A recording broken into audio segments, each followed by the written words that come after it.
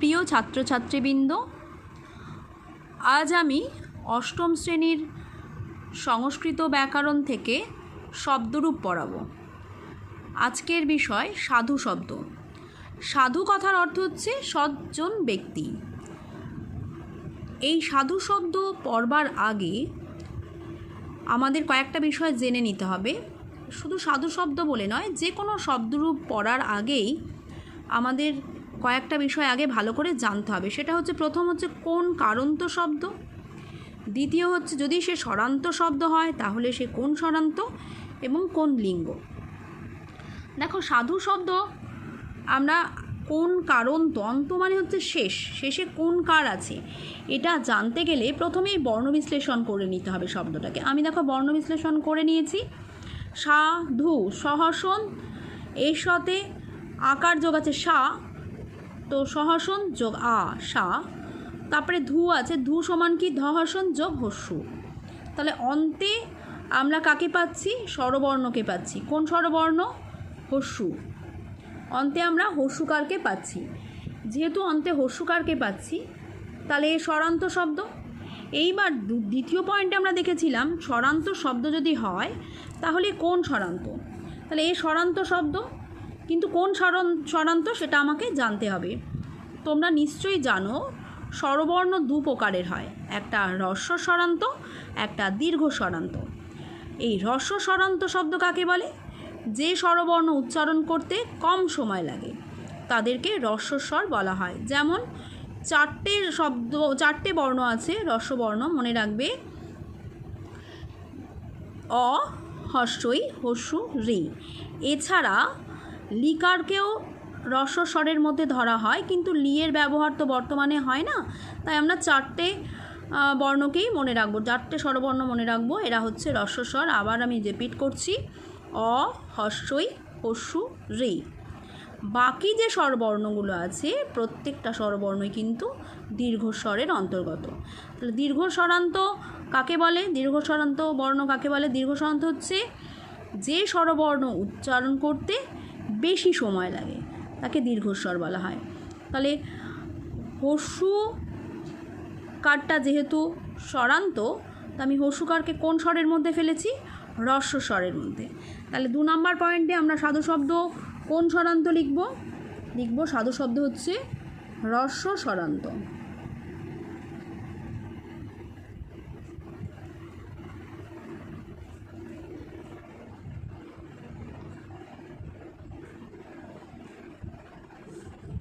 তিন নম্বর পয়েন্ট কি আছে? 3 নম্বর হচ্ছে কোন লিঙ্গ। সাধু শব্দ হচ্ছে পুংলিঙ্গ শব্দ। তাহলে 3 নম্বর পয়েন্ট আমরা জেনে গেলাম সাধু শব্দ পুংলিঙ্গ শব্দ। তোমরা ক্লাস 7এই পড়েছো, যে কোনো শব্দরূপ পড়তে গেলে আমাদের 7টা বিভক্তি এবং 3টে বচন সম্পর্কে জানতে হবে। আমরা এখন প্রথমে 7টা বিভক্তি লিখে ফেলি। কি কি বিভক্তি আছে আমাদের? প্রথমা থেকে একদম সপ্তমী পর্যন্ত 7টা বিভক্তিকে লিখে ফেলি।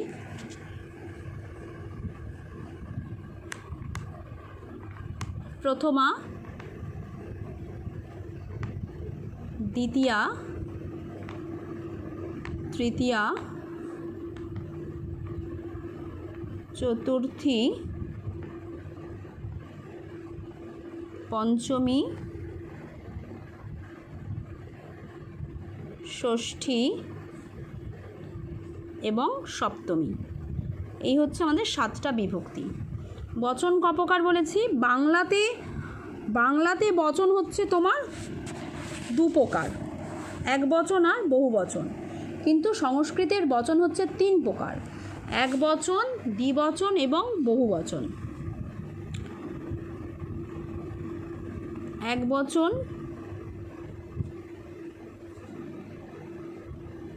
দ্বিবচন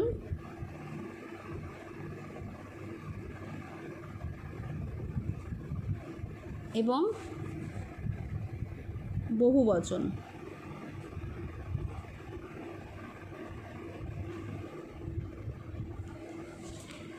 এক বচন, দ্বিবচন এবং বহু বচন, এই 3টে বচন আমাদের সংস্কৃতে আছে। এবার আমরা প্রত্যেকটা বিভক্তির এবং বচন অনুযায়ী পড়ব সাধু শব্দটাকে। প্রথমার এক বচনে সাধু শব্দ একটু বলে নিই তার আগে, যে মনে রাখবে যে কোনো স্বরান্ত শব্দ পড়তে গেলে যদি সে হ্রস্ব স্বরান্ত হয়, যেমন সাধু শব্দ আমরা পেয়েছি একই হস্যকারান্ত এবং হ্রস্ব স্বরান্ত। যে কোনো স্বরান্ত শব্দ যদি হ্রস্ব স্বরান্ত হয় তাহলে তার প্রথমার এক বচনে মূল শব্দের সাথে বিসর্গ হবে। তাহলে আমরা পড়ছি কি প্রথমার এক বচন পড়ব। প্রথমে মূল শব্দ কি আমার সাধু,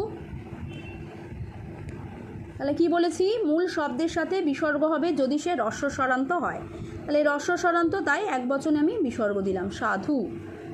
দ্বিবচনটা হ্রস্বস্বরটা দীর্ঘস্বর হয়ে যায়, তাহলে সাধুর হস্যকার হচ্ছে হ্রস্বস্বর হস্য যদি হ্রস্বস্বর হয় তাহলে হস্যকারের দীর্ঘস্বরকে দীর্ঘকার সাধু। এবং বহুবচনে মনে রাখবে এই হস্যকার কি হতে পারে, হস্যকার ব হতে পারে, বফলা হতে পারে, ওকার হতে পারে, ঠিক আছে। আমরা এখানে এই হস্যকারের পরিণতি কি দেখব, সাধুর হস্যকারটা উঠে যাবে, গিয়ে বয়ে পরিণত হবে ব, এবং বহুবচন মাত্রেই একটা বিসর্গ যোগ হয়। তাহলে আমরা এখানে একটু দেখি কি কি যোগ করলাম। এক বচনে যোগ করলাম আমি শুধু বিসর্গ মূল শব্দে, দ্বিবচনে হ্রস্বস্বরটা দীর্ঘস্বর হয়ে গেছে, তাহলে এখানে আমি কি যোগ করেছি দীর্ঘকার। বহুবচনে কি যোগ হয়েছে, বহুবচনে অবিসর্গ যোগ হয়েছে। অ্যাকচুয়ালি অবিসর্গ যোগ হয়েছে বলেই হস্যুর সাথে অয়ের সন্ধি হয়ে অটা ব হয়ে গেছে, আর বিসর্গ যেমন আছে তেমন অটা ব হয়ে বিসর্গ যেমন আছে তেমন বসেছে। এবার আমরা দেখব দ্বিতীয়া বিভক্তি। যে কোনো শব্দে মনে রাখবে দ্বিতীয়ার এক বচন মাত্রেই, যে কোনো শব্দের ক্ষেত্রে দ্বিতীয়ার এক বচন মাত্রেই মহাসন যোগ হয়। ব্যতিক্রম আছে, ব্যতিক্রম শব্দ হচ্ছে ক্লীবলিঙ্গ, হর্ষৈকারান্ত এবং হস্যকারান্ত শব্দ। তাহলে হস্যকারান্ত এবং হর্ষৈকারান্ত ক্লীবলিঙ্গ শব্দে শুধুমাত্র দ্বিতীয়ার এক বচনে মহাসন হয় না, বাকি যে কোনো শব্দেই সাধারণত মূল শব্দের সাথে দ্বিতীয়ার এক বচনে মহাসন যুক্ত হবে। তাহলে আমার মূল শব্দ কি সাধু, এর সাথে আমি কি যোগ করব, মহাসন যোগ করব সাধুম। তাহলে আমি কি যোগ করলাম, এখানে মহাসন যোগ করলাম। দ্বিতীয়ার দ্বিবচন এবং প্রথমার দ্বিবচন একই হয়, এটা মনে রাখতে হবে। কারা কারা এক হয়, শব্দরূপ পড়াটা খুব মজার ব্যাপার, ভীষণ ইন্টারেস্টিং।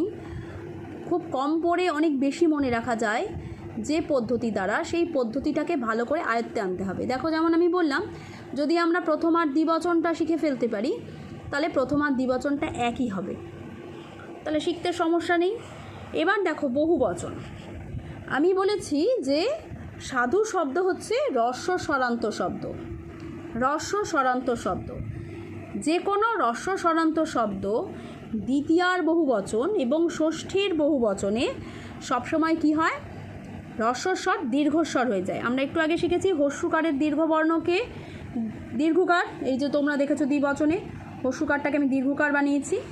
তাহলে এখানেও আমরা দেখব দ্বিতীয়ার বহুবচন যেহেতু সাধু শব্দ, এর তাহলে হ্রস্বস্বর অর্থাৎ সাধুর হস্যকারটা কি হয়ে যাবে, এখানে দীর্ঘকার হয়ে যাবে সাধু।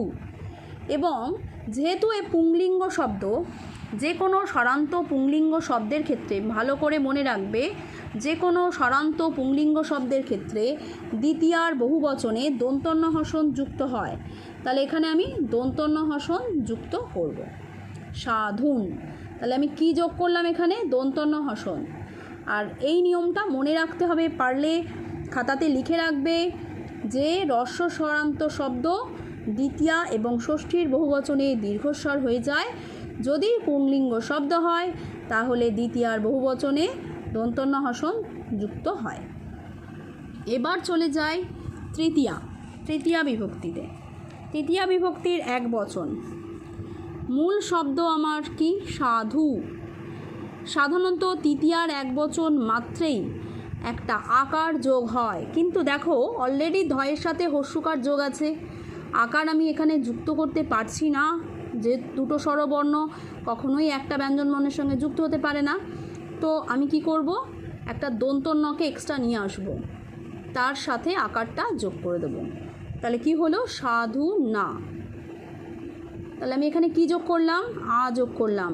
মুনি শব্দ যদি পড়ে থাকো সেমনি মনে করে দেখো, মুনি শব্দের ন্যায়, মুনি শব্দে তো দন্তন্যকে আনা হয়েছিল এবং তার সাথে আকার যোগ করা হয়েছিল। এবার দেখো তৃতীয়ার দ্বিবচন। তৃতীয়ার দ্বিবচন মাত্রেই মূল শব্দের সাথে, মূল শব্দ কি আমার সাধু, মূল শব্দের সাথে ভ্যাম যুক্ত হয়। ভয়জফলা আকার মহাসন্ত, ভ্যাম। মূল শব্দের সাথে আমি কী যোগ করলাম, ভ্যাম, সাধু ভ্যাম। তাহলে এখানে লিখে ফেলি, আমার কী যোগ হলো, ভ্যাম যোগ করলাম। এবার চলে যায় তৃতীয়ার বহুবচনে। তৃতীয়ার বহুবচনে মূল শব্দ আমার কি, সাধু। নর আর ফল শব্দ বাদে, মনে রাখবে নর আর ফল শব্দ বাদে যে কোনো শব্দের ক্ষেত্রে সাধারণত তৃতীয়ার বহুবচন মাত্রেই মূল শব্দের সাথে ভি যোগ হয়। এখানে সাধু, এর সাথে আমি কি যোগ করব, ভি যোগ করব, ভয় হস্যি বিসর্গ। তাহলে কি যোগ করলাম, ভি যোগ করলাম, সাধু ভি। এখানে কিন্তু কিছু না, এটা অনেশ্বর টনেশ্বর নয়। আচ্ছা, সাধু ভি হলো। তারপরে কি, চতুর্থীর এক বচন। চতুর্থীর এক বচনে কি, মূল শব্দ আমার যা আছে সেটার সঙ্গে একার যোগ হবে। আমি কি যোগ করব এখানে, একার। চতুর্থীতে সাধারণত দেখা যায়, চতুর্থীতে স্বরান্ত শব্দ যদি হয় তাহলে সাধারণত স্বরান্ত শব্দের ক্ষেত্রে চতুর্থীর এক বচনে একার যোগ হয়। তো এখানে আমাদের একটা একার যোগ হবে, কিন্তু আমার মূল শব্দ কী আছে, সাধু, হস্যকার। এই হস্যকার থাকার জন্য হস্যুর সাথে একারের সন্ধি হয়ে, ঠিক এখানকার মতো অয়ের সাথে হস্যকারের সন্ধি হয়ে যেমন ব বিসর্গ হয়েছে, তেমনি এখানে হস্যুর সাথে একারের সন্ধি হয়ে হস্যটা উঠে গিয়ে হস্যুর পরিবর্তে আসবে ব, এবং এটা বয়ের সঙ্গে যুক্ত হয়ে যাবে, সা ধ বে, সা ধ বে। ঠিক আছে, এবার দেখো খুব মজার ব্যাপার, একটু আগেই বলছিলাম ভীষণ ইন্টারেস্টিং শব্দরূপ পড়াটা। এই যে তৃতীয়ার দ্বিবচন, চতুর্থীর দ্বিবচন, আরও পরের বারে পঞ্চমী পড়তে গিয়ে দেখব পঞ্চমীর দ্বিবচন এরা একই হয়। তাহলে আমি তৃতীয়ার দ্বিবচনে কি পেয়েছি, সাধু ভ্যাম। চতুর্থীর দ্বিবচনও তাহলে কি পাবো, সাধু ভ্যাম। এবার আসি চতুর্থীর বহুবচন। চতুর্থীর বহুবচনে কি, মূল শব্দ যা আছে আমার, মূল শব্দটা আমি লিখে ফেলি। মূল শব্দ কি আছে, সাধু। মূল শব্দ আছে সাধু, এর সাথে আমি কি যোগ করব, ভো যোগ করব, ভয়জফলা বিসর্গ, সাধু ভো, ভয়জফলা বিসর্গ যোগ করলাম। বুঝতে পেরেছ, ভয়জফলা বিসর্গ যুক্ত হলো। এবার চলে যায় পঞ্চমীতে।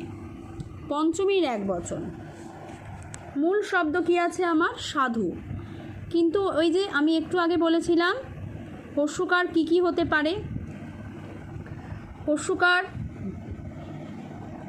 ব হতে পারে, বফলা হতে পারে, ওকার হতে পারে, তাই তো।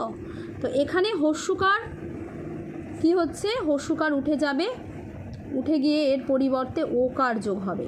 এবং মনে রাখবে পঞ্চমী ষষ্ঠীর এক বচন মাত্রেই বিসর্গ যোগ হবে। নরফল বাদে সাধারণত পঞ্চমীর এক বচন মাত্রেই বিসর্গ যোগ হবে। তাহলে আমি কি যোগ করব এখানে, ওকার যোগ করব, ওকার আর বিসর্গ। তাহলে কি যোগ হলো এখানে, ও আর বিসর্গ যোগ হলো, সাধো। ঠিক আছে, অ্যাকচুয়ালি অবিসর্গ যোগ হয়েছে, আমি তোমাদের মনে রাখার জন্য ওকার লিখলাম, হস্য আর অ মিলে ওকার হয়ে গেছে, সাধু। দ্বিবচনে কি হলো, ভ্যাম যোগ হলো, সাধু ভ্যাম। আমি বলেছিলাম যে এরা তিনজন এক হবে। দেখো তৃতীয়ার দ্বিবচন, চতুর্থীর দ্বিবচন এবং পঞ্চমীর দ্বিবচন একই হবে। তাহলে একটা মনে রাখলেই আমি বাকি দুটোকে মনে রাখতে পারছি। টোটাল তিনটে শব্দকে আমি মনে রাখতে পারছি যদি আমি তৃতীয়ার দ্বিবচনটাকে মনে রাখি। এবার হচ্ছে পঞ্চমীর বহুবচন। চতুর্থীর বহুবচন যা হয় পঞ্চমীর বহুবচনও কিন্তু তাই হয়, তার মানে এরাও দুজন এক হয়। তাহলে সাধু ভোগকে যদি আমি মনে রাখতে পারি, পঞ্চমীর বহুবচনটাও মনে রাখতে পারবো। এবার দেখো ষষ্ঠী। ষষ্ঠীর এক বচন, এটাও ইন্টারেস্টিং। ষষ্ঠীর এক বচন, পঞ্চমীর এক বচন যা হয় নরফল বাদে সাধারণত সব শব্দে পঞ্চমীর এক বচন যা হয় ষষ্ঠীর এক বচনও কিন্তু তাই হয়। তাহলে পঞ্চমীর এক বচনে সাধু ছিল, ষষ্ঠীর এক বচনে আমার কি হলো? সাধু হলো। এবার হচ্ছে ষষ্ঠীর দ্বিবচন। ষষ্ঠীর দ্বিবচনে এখানটায় না আমরা এখানটা অ যোগ করি, তাহলে তোমাদের বুঝতে সুবিধা হবে। এখানে হচ্ছে অবিসর্গ, অবিসর্গ যোগ করলাম। আবার একটু এই জায়গাটা বুঝিয়ে দিই। আমার ছিল কি মূল শব্দে হস্যুকার, হস্যুকারের সঙ্গে অ আর বিসর্গ যোগ করলাম। হস্যুকারটা কি হলো?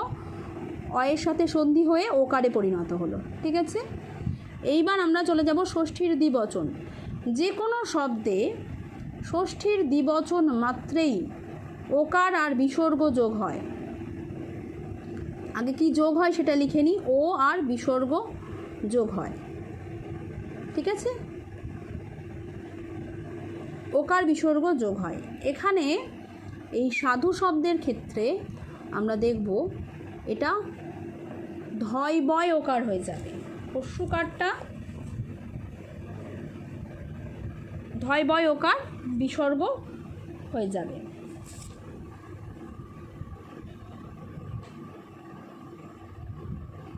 ধয় বয় ওকার, তাহলে কি হলো? ওকার বিসর্গ যোগ করলাম যখন, তখন সাধুর বানানটা কি দাঁড়িয়ে গেল? ধয় বফলা ওকার। আমি বলেছিলাম যে হস্যুকার কখনো ব হয়, কখনো ওকার হয়, কখনো বফলা হয়। হস্যুকারটা এখানে কি দাঁড়িয়েছে? বফলা ওকার হয়েছে। ঠিক আছে, বফলা হয়েছে, হস্যুটা বফলা হয়েছে এবং এই ও আর বিসর্গ যোগ হয়ে গেছে, সাধ্য। ষষ্ঠীর বহুবচন মাত্রেই তোমরা জানো স্বরান্ত শব্দ যদি হয় তাহলে কি হয়? স্বরান্ত শব্দের ক্ষেত্রে ষষ্ঠীর বহুবচন মাত্রেই রস্বস্বর দীর্ঘস্বর হয়। তাহলে এখানে রস্বস্বর ছিল, আমি একটু আগেই বলেছি যে স্বরান্ত শব্দ মাত্রেই দ্বিতীয়ার বহুবচন এবং ষষ্ঠীর বহুবচনে রস্বস্বর দীর্ঘস্বর হয়। রস্বস্বরকে আমার হস্যুকার, তাহলে হস্যু দীর্ঘস্বরকে দীর্ঘকার সাধু।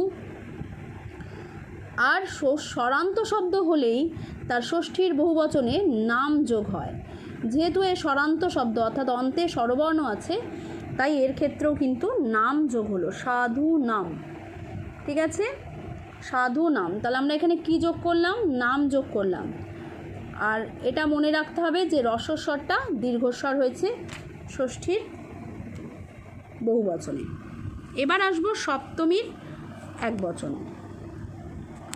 সপ্তমীর এক বচনে সাধু শব্দ কি হয়ে যায়? সাধু ঔকার হয়ে যায়। সা হস্যুটা ঔকার হয়ে যায়।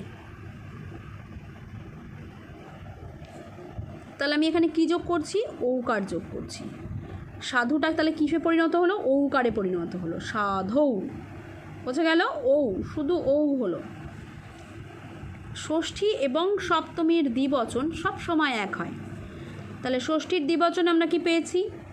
সাধ্য, দন্ত সয়াকার ধয় বয় ওকার, ও বিসর্গ হবে, ও বিসর্গ যেহেতু যোগ করেছি বিসর্গ, তাহলে এখানেও সাধ্য হবে, দন্ত সয়াকার ধয় বয় ওকার বিসর্গ।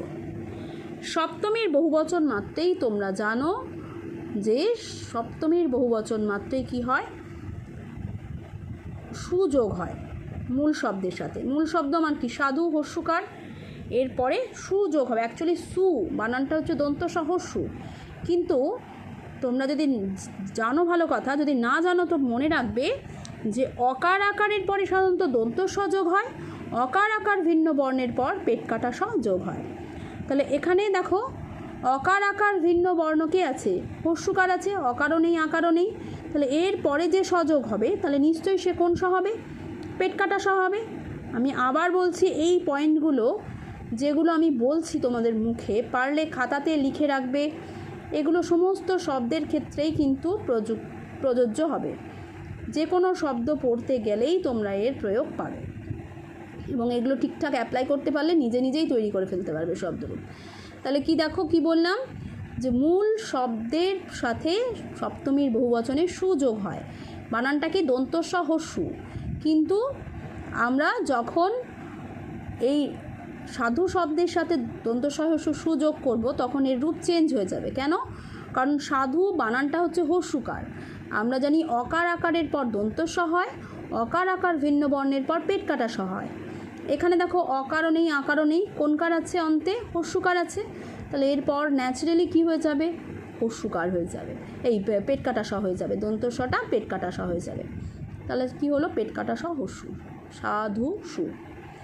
এবার দেখব সম্বোধন। সম্বোধন বলে একটা আছে, বিষয় আছে, যেটা ধরো কাউকে সম্বোধন করে ডাকা, আহ্বান করা, যেটা সম্বোধনটা একটু দেখে রাখবে তোমরা। সম্বোধনের ক্ষেত্রে কি হয়? সম্বোধনের ক্ষেত্রে সপ্তমীর সম্বোধনের এক বচনে হচ্ছে সাধো হয়, অর্থাৎ ধয়ে হস্যুটা উঠে গিয়ে মনে রাখবে শুধু ওকার হবে, সাধো, হস্যু টস্যু হবে না, শুধু ও যোগ হলো এখানে। আর দ্বিবচনটা ঠিক প্রথমার দ্বিবচন যা পেয়েছো সেটাই হবে দ্বিবচন। প্রথমার দ্বিবচনে কি পেয়েছিলাম? সাধু, ধয় দীর্ঘ, এখানেও ধয় দীর্ঘ হবে। এবং বহুবচনটা প্রথমার বহু যা পেয়েছি তাই হবে সাধব, সাধব। তাহলে এটা আমরা কি পড়লাম? এটা পড়লাম সম্বোধন। সম্বোধন ব্যাপারটা একটু বলি, যেমন ধরো বলা হলো ও হে সাধু, হে সাধু, এমনি করে যে আহ্বান করা, তখন সম্বোধন হয়, সম্বোধনের প্রয়োগ হয়। ঠিক আছে, সবাই নিশ্চয়ই বুঝেছো আশা করি।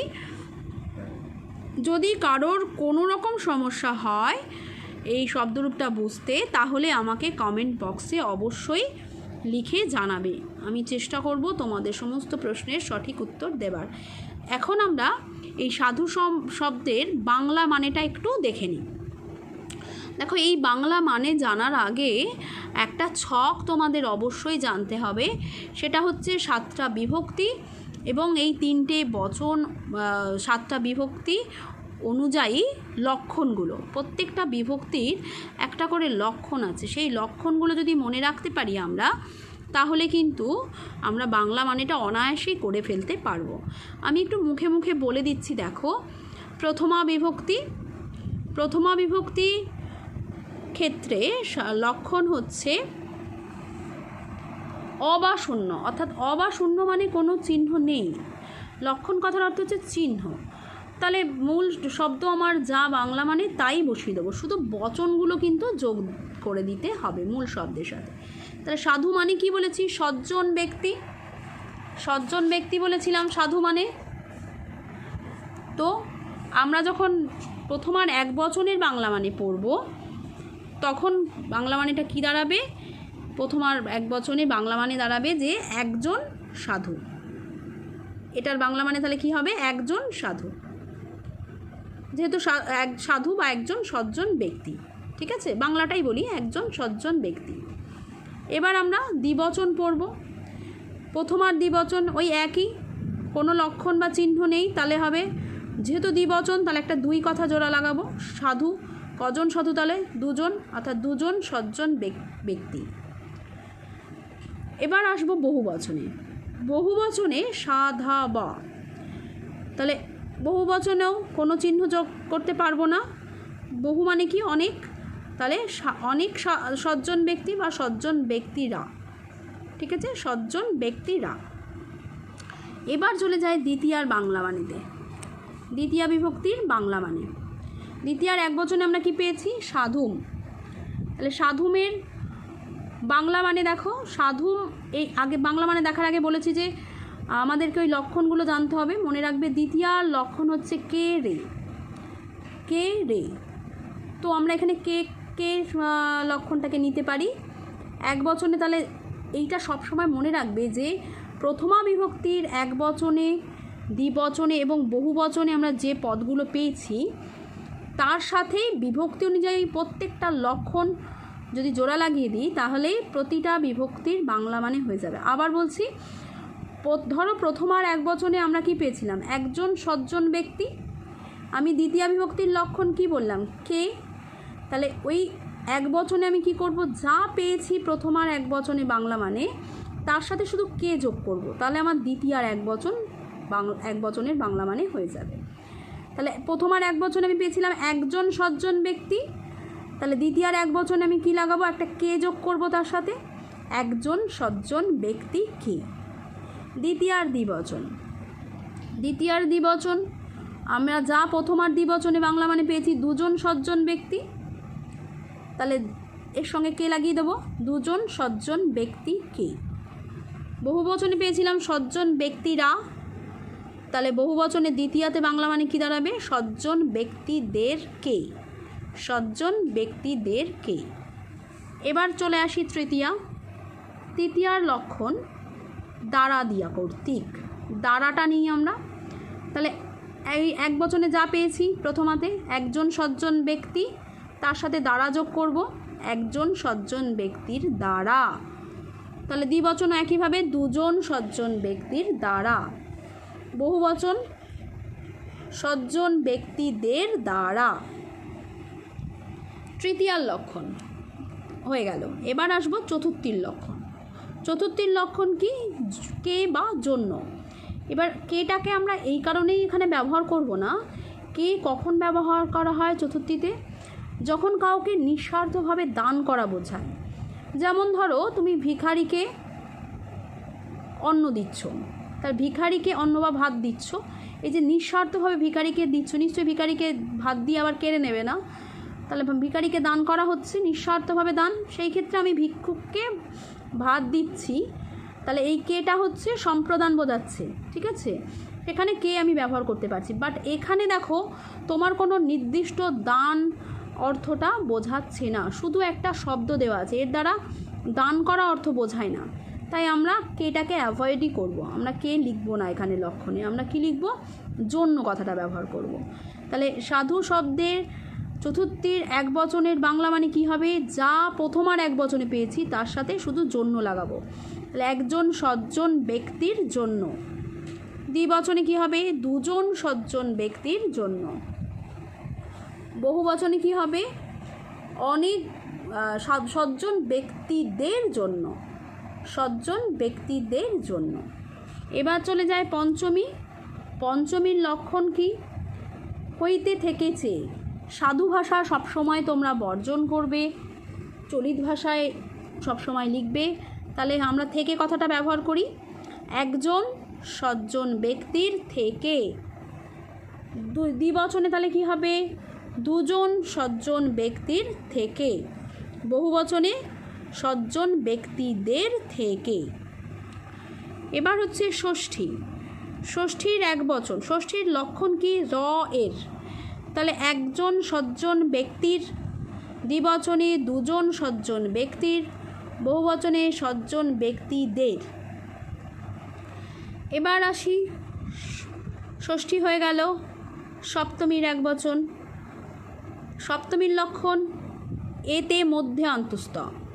আমরা মধ্যেটাকে ব্যবহার করি, একজন সজ্জন ব্যক্তির মধ্যে, দুজন সজ্জন ব্যক্তির মধ্যে, সজ্জন ব্যক্তিদের মধ্যে। বোঝা গেল? এবার সম্বোধন। সম্বোধনের বাংলা মানে ওহে একজন সজ্জন ব্যক্তি, ওহে দুজন সজ্জন ব্যক্তি, ওহে সজ্জন ব্যক্তিরা। ঠিক আছে, বোঝা গেল? এই হচ্ছে তোমাদের টোটাল সাধু শব্দ আমি এতক্ষণ ধরে তোমাদেরকে পড়ালাম। যদি কারোর কোথাও বুঝতে সমস্যা থাকে তাহলে অবশ্যই আমাকে কমেন্ট বক্সে লিখে জানাবে। প্রত্যেকে আশা করি বুঝতে পেরেছো, তথাপি বোঝার অসুবিধে থাকলে আমাকে অবশ্যই জানাবে। সবাই খুব ভালো থাকবে, সুস্থ থাকবে। আর একটা বিষয় যেটা বলবো সেটা হচ্ছে, আমি কিছু পয়েন্ট বলে দিয়েছি মনে রাখার জন্য। যে কোনো শব্দরূপ পড়তে গেলে সেই পয়েন্টগুলো খুব ভালো করে মনে রাখতে হবে, তাহলে তুমি বাকি শব্দরূপগুলো তৈরি করতে পারবে। সেই ক্ষেত্রে তোমরা অবশ্যই খাতাতে শব্দরূপের এই নিয়মগুলো যেগুলো আমি বলেছি সেগুলো লিখে নেওয়ার চেষ্টা করবে এবং পুরো গোটা শব্দরূপটাও খাতায় লিখে নেবে। তোমরা সবাই ভালো থাকো, সুস্থ থাকো। শুভরাত্রি।